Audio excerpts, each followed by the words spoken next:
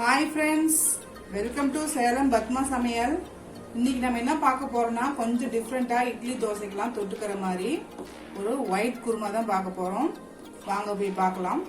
அதுக்கு முன்னாடி நம்ம சேனல் இப்பதான் புதுசா பாக்குறீங்கன்னா சப்ஸ்கிரைப் பண்ணிக்கோங்க, பக்கத்துல இருக்கிற பெல் பட்டனையும் கிளிக் பண்ணிக்கோங்க.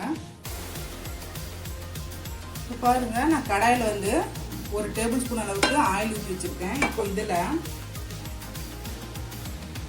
ஒரு பட்டை, 1/2 டீஸ்பூன் அளவுக்கு சோம்பு போட்டுக்கிறேன்.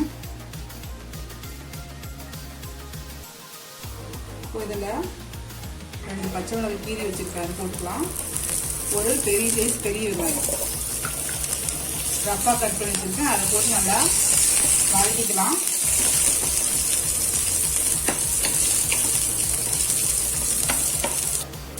இப்போ பாருங்க, வெங்காயம் ஓரளவுக்கு வதங்கிடுச்சு. இப்போ நான் 1 டீஸ்பூன் அளவுக்கு கசகசை வச்சிருக்கேன், அது போட்டுக்கலாம். 3 டேபிள் ஸ்பூன் அளவுக்கு பொட்டுக்கடலை,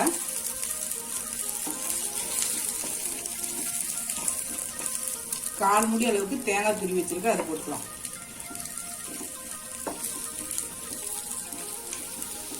இது ஒரு 2 நிமிஷம் வதக்கிக்கலாம். இப்போ இது 2 நிமிஷம் வதங்கிருச்சு. இது ஆற வச்சு நல்லா நைஸா அரைச்சி எடுத்துக்கலாம்.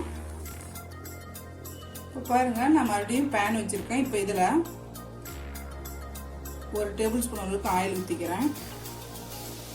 இதில் நான் 1/2 டீஸ்பூன் சோம்பு, 1 பட்டை, 2 லவங்கம், 1 ஏலக்காய் வச்சுட்டு போட்டுக்கலாம். முறிட்டும்.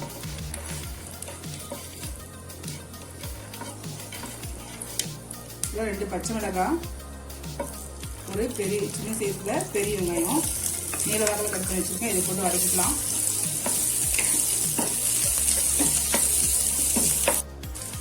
பாருங்க, பெரிய வெங்காயம் ஓரளவுக்கு வதங்கிருச்சு. இப்போ நான் ஒரு சின்ன சைஸ் தக்காளி நீட்டமா கட் பண்ணி வச்சிருக்கேன், அதை போட்டுக்கலாம்.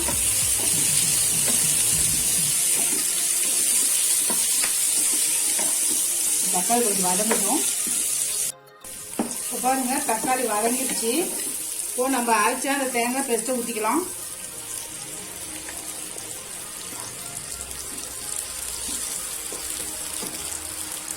மிக்ஸி கழுவி கொஞ்சமா தண்ணி ஊற்றுறேன்.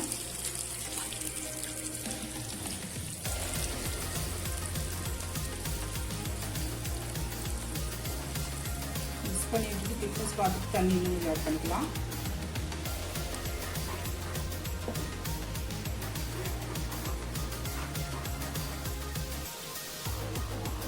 பாருங்க, கொஞ்சம் திக்காக தான் இருக்கு. நம்ம தொட்டக்கலை போட்டுலாம் இன்னும் திக்காகும். அதனால வந்து இன்னும் ஒரு 1/2 கிளாஸ் அளவுக்கு தண்ணி ஊற்றிக்கிறேன். கொதிக்கும் போது இன்னும் திக்காகும்.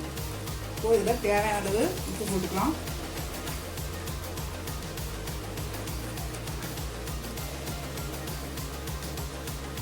இப்போ இதை மூடி ஒரு 5 நிமிஷம் கொதிக்க வச்சுக்கலாம். இப்போ ஓப்பன் பண்ணி பார்க்கலாம்.